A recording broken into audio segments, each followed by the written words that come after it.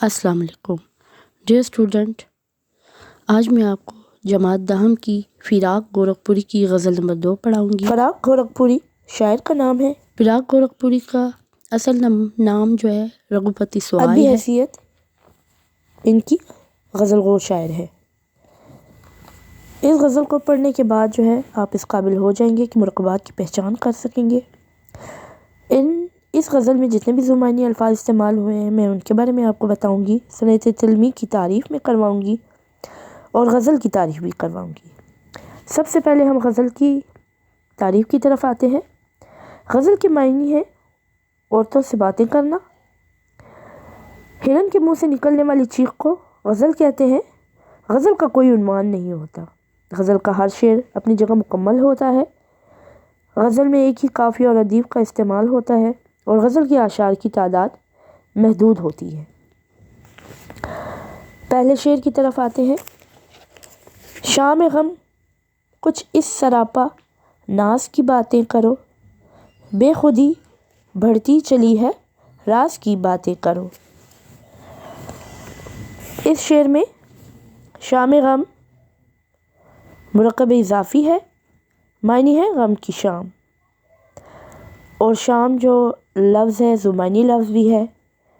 ایک شام کہتے ہیں ملک کا نام، اور ایک شام جو ہے اس کو وقت کے لیے استعمال ہوتا ہے، یعنی شام وقت کو کہتے ہیں۔ سراپا کا مطلب ہے سر سے پاؤں تک، ناز فخر کو کہتے ہیں، بے خودی بے چینی، راز پوشیدہ بات۔ تشریح اس شعر کی میں آپ کو بتاتی ہوں۔ اردو شاعری میں اس بات کا ذکر سب سے زیادہ ملتا ہے کہ شعراء کی جدائی کی شامیں اور راتیں بڑی بے قراری میں گزرتی ہیں۔ غزل کے مطلع میں شاعر یہی کیفیت بیان کرتے ہوئے کہتے ہیں کہ ایک عاشق کی زندگی کا محور محبوب کی ذات ہوتی ہے۔ محبوب کی ذات اور اس سے متعلق باتیں، یہ سب اس کی زندگی کا حاصل ہوتا ہے۔ جب وہی محبوب اس سے جدا ہو جائے تو وہ جدائی کے لمحات میں اس کے لیے بہت اذیت ناک ہوتے ہیں۔ خاص کر شام اور رات کا وقت تو بہت ہی مشکل ہوتا ہے، کیونکہ دن تو کاروباری زندگی میں گزر جاتا ہے، لیکن شام ہوتے ہی تنہائی کا احساس ہوتا ہے۔ اور شاعر کہتے ہیں کہ میرے دوستو، جدائی کی شام میں مجھ سے میرے محبوب کی باتیں کرو جو سر سے لے کر پاؤں تک ناز ہی ناز ہے، اور اس کی ادا انتہائی دل فریب ہے، اور میں اپنے محبوب کو ہی دیکھ کر جیتا ہوں، لیکن جب وہ مجھ سے جدا ہو جاتا ہے تو اس جدائی کے غم کی وجہ سے میرے ہوش اڑ جاتے ہیں، اور اس جدائی کی رات جو ہے وہ بہت زیادہ بے قراری میں گزرتی ہے۔ اس لیے میرے دوستو، مجھ سے اس غم کی شام میں میرے محبوب کی باتیں کرو، تاکہ اس کے ناز و ادا اور اس کی اداؤں کو دیکھ کر مجھ سے میرے محبوب کی وجہ سے بے خودی اور بے قراری ختم ہو جائے اور میرا دل بہل جائے اور مجھے سکون ملے۔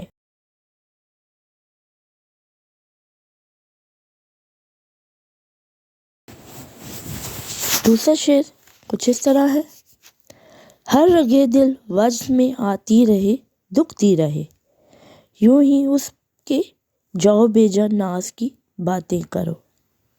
الفاظ معنی ہے رگے دل مرکب اضافی بھی ہے، دل کی رگ۔ وجد کا معنی ہے جھومنا یا بے خودی۔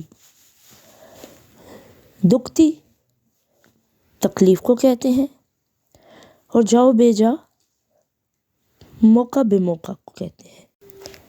اس شعر میں شاعر کہتے ہیں کہ محبوب کی جدائی میں بے قرار ہوں اور چاہتا ہوں کہ میرے حسین محبوب کی باتیں کرے۔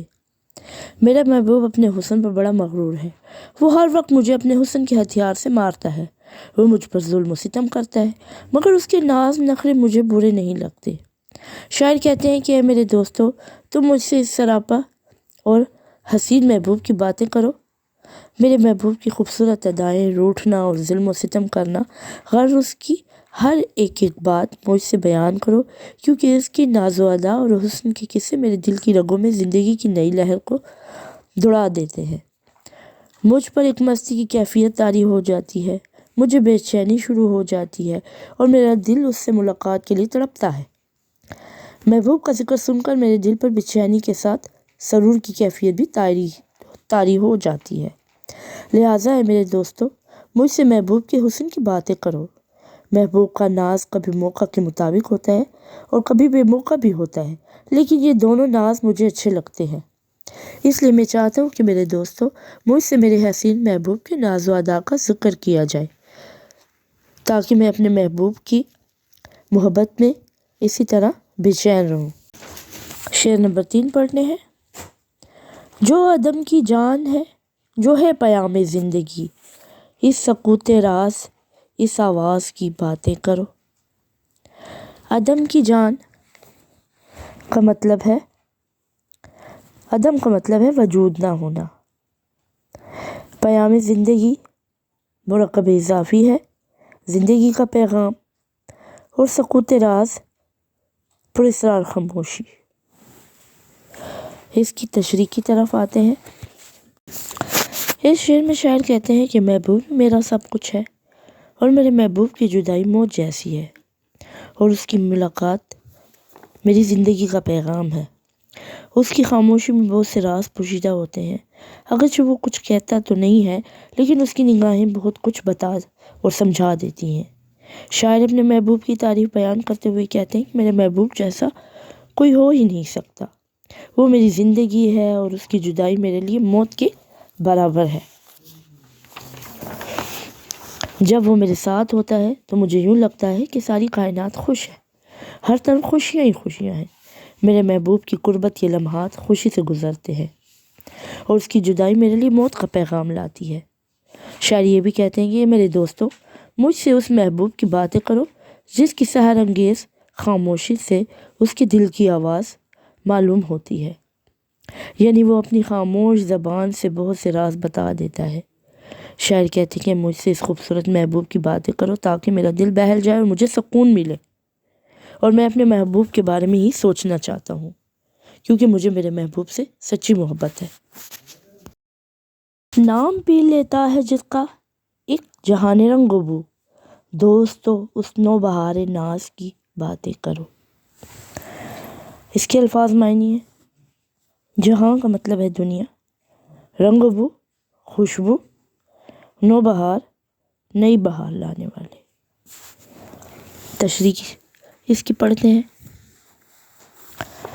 اس شعر میں شاعر اپنے محبوب کے حسن کی تعریف بیان کرتے ہوئے کہتے ہیں کہ میرا محبوب اتنا حسین اور خوبصورت ہے کہ پوری دنیا اس کے حسن اور خوبصورتی کی تعریف کرتی ہے۔ اس دنیا کو جہان رنگ و بو کہا جاتا ہے۔ جس طرح بہار کے موسم میں پھولوں کی خوبصورت رنگوں اور خوشبوؤں سے چمن آراستہ ہوتا ہے، اسی طرح میرے محبوب کی خوبصورتی سے یہ دنیا خوبصورت نظر آتی ہے، اور میرا محبوب تو ایک نئی بہار کی طرح ہے جسے دیکھ کر سب خوش ہوتے ہیں۔ شاعر کے نزدیک محبوب کا چہرہ پھولوں جیسا ہے، جو کہ بہت ہی خوبصورت ہے انتہائی، اور اس کے چہرے پر پھولوں کی طرح تازگی ہے، اور محبوب کے حسن جو ہے اس سے تمام دنیا اس کے حسن کی قائل ہے۔ شاعر یہ بھی کہتے ہیں کہ میرے دوستو، تم مجھ سے اس نئی بہار کی طرح خوبصورت محبوب کی باتیں کریں جو پھولوں کی طرح نرم و نازک اور تر و تازہ اور خوبصورت ہے۔ شاعر یہ بھی بیان کرتے ہیں کہ میرے محبوب کا حسن جو ہے وہ بہار کی طرح رنگین ہے، اور سب اس کی خوبصورتی پر فدا ہے۔ لہٰذا اے میرے دوستو، میرے حسین و جمیل محبوب کی مجھ سے باتیں کرو تاکہ مجھے سکون ملے، اور میرے دل کی جدائی کی جو شام ہے وہ میرا دل اس جدائی کی شام میں محبوب کی باتیں کرتے ہوئے بہل جائے، کیونکہ میرا محبوب جو ہے وہ ناز و ادا والا ہے، اور اس کے ناز و ادا کے بارے میں بات کر کے مجھے دلی سکون ملتا ہے۔ جو حیات جاویداں ہے، جو ہے مرگ ناگہاں، آج کچھ اس ناز اس انداز کی باتیں کرو۔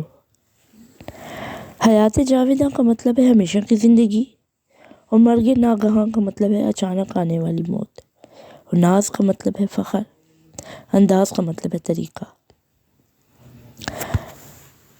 اس شعر میں شاعر کہتے ہیں کہ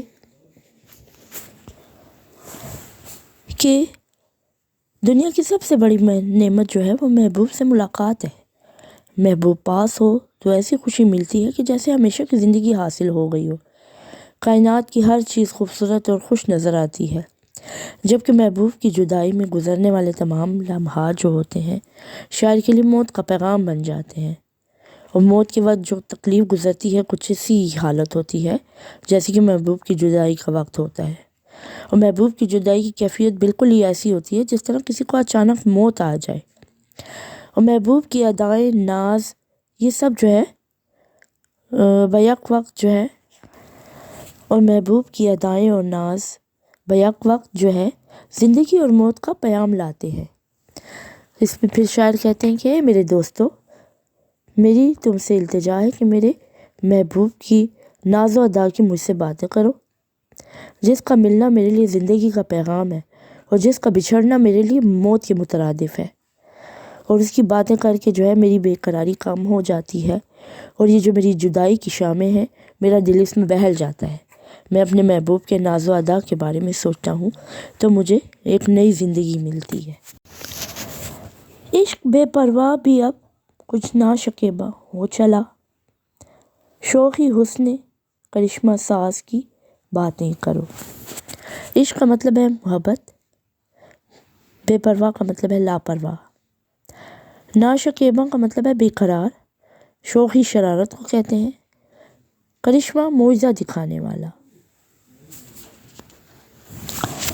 اس شعر میں شاعر کہتے ہیں کہ میں شروع میں عشق سے لاپرواہ اور بے فکر تھا، مگر وقت گزرنے کے ساتھ ساتھ جب میں عشق کی آگ میں جلتا رہا تو میرے مزاج میں بھی تبدیلی آ گئی۔ میں عشق کی سختیوں کو جل کر میں عشق کی سختیوں میں اور عشق اور محبت کی وجہ سے کندن ہو گیا ہوں، اور میرے مزاج میں اور عشق میں پختگی آ گئی ہے، اور یہ میرے عشق کی لاپرواہی بے صبری میں جو ہے وہ بدل گئی ہے۔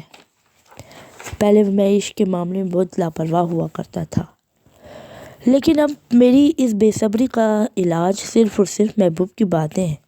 شاعر کہتے ہیں کہ میں اپنے محبوب کو بے انتہا چاہتا ہوں، اور اس کی جدائی جو ہے میرے لیے موت کے مترادف ہے، اور اگر میرے حسین محبوب کی ملاقات مجھے میسر رہے تو میرے لیے یہ زندگی ہے، اور اس کی جدائی جو ہے میرے لیے موت ہے۔ شاعر کہتے ہیں کہ میری محبت کی شدت نے مجھے صبر کرنے جو ہے نہیں دیتی، اور اس عشق نے مجھ پر بے صبری طاری کر دی ہے، لیکن شاعر اپنے دوستوں سے دوبارہ سے یہ التجا کرتے ہیں کہ تم مجھ سے محبوب کے کرشمہ دکھانے والے حسن کی باتیں کرو، اس کے حسن و جمال کے بارے میں سوچ کر جو ہے میرے دل کو سکون ملتا ہے اور میرا دل بہل جاتا ہے، اور میں اپنے سارے کے سارے غم جو ہے اس کے حسن و عشق کی باتوں میں بھول جاتا ہوں۔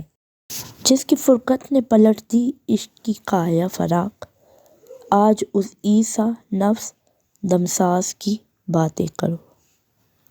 یہ مقطع کا شعر ہے، اور مقطع کسی غزل کے آخری شعر کو کہتے ہیں جس میں شاعر تخلص کا استعمال کرتا ہے، اور تخلص وہ قلمی نام ہے، وہ چھوٹا نام ہے جو شاعر غزل میں استعمال کرتا ہے۔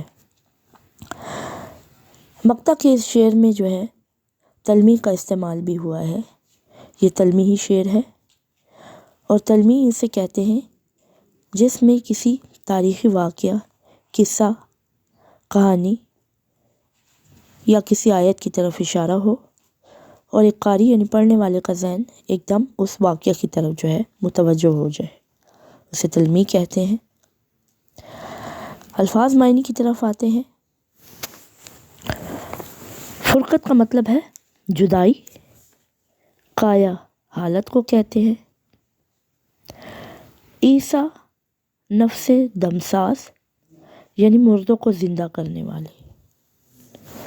یہاں پہ جو ہے حضرت عیسیٰ علیہ السلام جو ہے مردوں کو جو ہے زندہ کرتے تھے، تو اس لیے جو ہے یہ تلمیحی شعر ہے۔ مقطع کے اس شعر میں شاعر کہتے ہیں کہ اور اپنے آپ سے مخاطب ہو کر کہتے ہیں کہ اے فراق، ہجر اور جدائی نے تیری زندگی بدل دی ہے، محبوب کی جدائی کی وجہ سے تیری زندگی ویران ہو گئی ہے، تم تباہ ہو کر مرگ حال ہو گئے ہو، یعنی قریب المرگ ہو گئے ہو۔ شاعر کہتے ہیں کہ میرے محبوب کی ایک خاص بات یہ ہے کہ جس طرح حضرت عیسیٰ علیہ السلام مردوں کو زندہ کر دیتے تھے، اسی طرح میرا محبوب بھی ہے، اور محبوب اگر آ جائے تو اس کی قربت کی وجہ سے میرے دم میں دم آ جاتا ہے کیونکہ وہ میری زندگی ہے اور اس کو دیکھ دیکھ کر میں جیتا ہوں، اور اس کی قربت میرے لیے زندگی کا پیغام ہے اور اس کی جدائی میرے لیے موت کے مترادف ہے۔ اب چونکہ وہ مجھ سے جدا ہو گیا ہے، اس لیے میرے دوستو مجھ سے اس کی باتیں کرو، کیونکہ اس کی باتیں کرنے سے میری جان میں جان آ جاتی ہے، اور جب میں اس کے بارے میں سوچتا ہوں یا اس کے بارے میں بات کرتا ہوں تو مجھے نئی زندگی مل جاتی ہے۔